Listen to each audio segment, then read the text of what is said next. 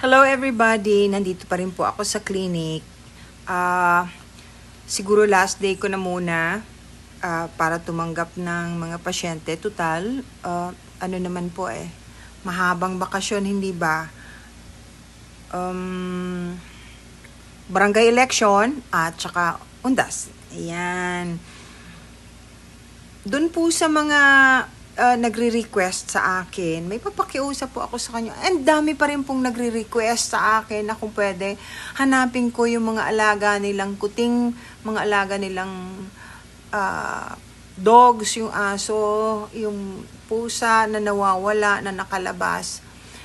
Alam niyo po, as much as I want to help you, hindi ko naman po pwede yung gawin sa pamamagitan lamang ng text messages ninyo o dito. Hindi po ganun yun kasi wala tayong connection. Hindi naman kita kilala, hindi naman tayo nagkikita, hindi ko alam pangalan ng alaga ninyo. Hindi po ganun yun kadali. Akala nyo po ba si Supergirl ako o si Superwoman? Alam nyo, kahit siguro si Superwoman, kailangan niyang makita yung picture, kailangan malaman yung pangalan at makilala kayo. Ganun po yun. Hindi po sa gusto ko kayong tanggihan. Talaga lang pong hindi ganun yun. Kaya nga po, na-advise ko na kung maaari, mag-aral kayo, kung kaya ninyong matutunan yung astral traveling. And kasi, magagawa niyo po yun easier than I can kasi konektado po kayo dun sa mga nawawala. At saka yung pong mga nagsasabi na ang astral traveling daw po ay witchcraft at necromancer daw po ako, ay mali po. Kasi ang lahat po tayo nananaginip. Pagka nananaginip po tayo, ulit po ako ng ulit. Wala po yung kinalaman sa religion, witchcraft, or necromancy. Kasi we naturally dream at night. We just don't remember all our dreams. Normal po na nananaginip tayo. Habang nananaginip tayo, ay nag-astral traveling din po tayo kasi namamasyal po yung ating higher self o yung kaluluwa. Pinupuntahan yung mga kaibigan nila. Yan po. Ganun po yun. Hindi po yan, walang kinalaman sa witchcraft. Ang layo-layo. In fact, katulad nga ng sinabi ko, nga po pala, magkaiba ang astral traveling sa remote viewing. I just want you to know. Ba't ang gulo ng buhok ko? Okay. Pwede po akong mag-live next time. I'll let you know. Para mapag-usapan natin yan. Para ma-explain ko sa inyo yung difference ng astral traveling sa remote viewing. Remote viewing po, scientifically proven, ang dami pong training ng gobyerno ng iba't ibang bansa tungkol dyan.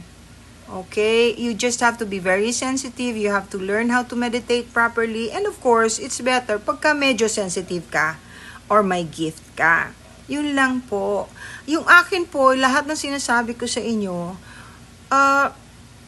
hindi ko po pinagigiitan o pinagpipilitan. Kung ayaw po ninyong maniwala, wala naman pong problema. Hindi nyo kailangang mag-post o mag-message sa akin na ako ay isang witch. Kasi kung witch po ako, napakamadasaling ko namang witch. Alam nyo, ang love of my life is Jesus Christ. Huwag ko kayong ganyan. Wala lang kayong masabi. Normal naman yun. Naiintindihan ko rin naman po. Usually kasi yung mga taong hindi naiintindihan yung explanation ko o yung topic ko are the ones who would laugh, pagtatawanan yung topic or ako at magsasabi ng kung ano-anong akala nila yun ang tama. Huwag po ganon. Huwag po ganon. Anyway, lahat po ng gustong mag-attend nung next class ko, kahit hindi pa po ako nagpo-post ng date, kasi it will be sooner than later. Tinatapos ko lang po itong mga holidays. Pwede na po kayong mag-text sa akin para magpalista. So that I can select and get all your names at mabigyan ko kayo ng messages pagka meron na po talaga. Chances are, baka po ngayong bago matapos itong November, meron tayo. Ano po? The other thing is, ang dami ko pong gustong itulong sa inyo eh. Yung tungkol sa necromancy o yung tungkol sa pagtawag sa mga patay na gustong makausap na ninyong mga kaluluwa ng inyong mahal sa buhay, uulitin ko, dinidiscourage ko po yon. Kasi kung gusto nila kayong kausapin, sila mismo ang gagawa ng paraan para makausap kayo. Kahit po matuto kayo ng astral traveling o ng remote viewing, number one, hindi po nakikita yung future sa remote viewing.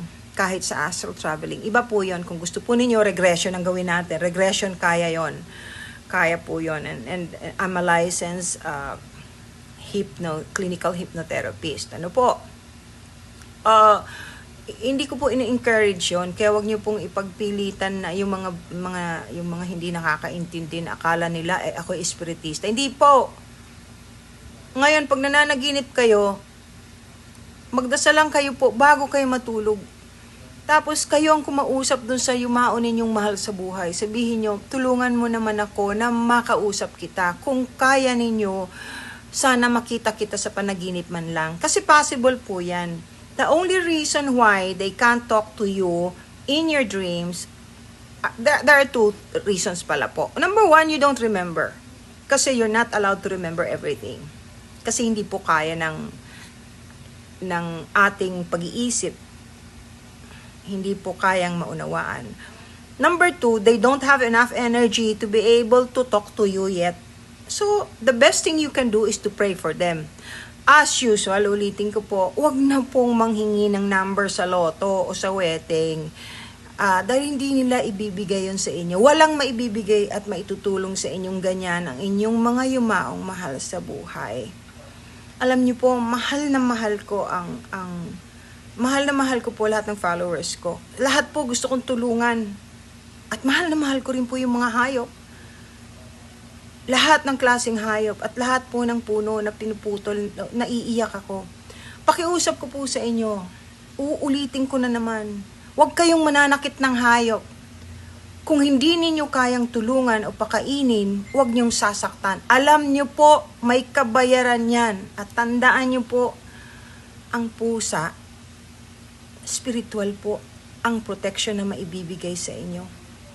Pagmamahal na sobra-sobra sa dalawa. Sa aso, ganun din. Ang aso naman more on the physical. Sige po, ingat kayong lahat. Huwag kalilimutang magdasal. Huwag niyo pong kalilimutang gumawa ng kabutihan sa kapwa. Habang buhay pa tayo, dahil maigsi lang po ang buhay ng tao. Ang paghandaan ninyo ay yung kung saan kayo pupunta pagkatapos nating matapos dito sa mundo. God bless everyone. Sige po.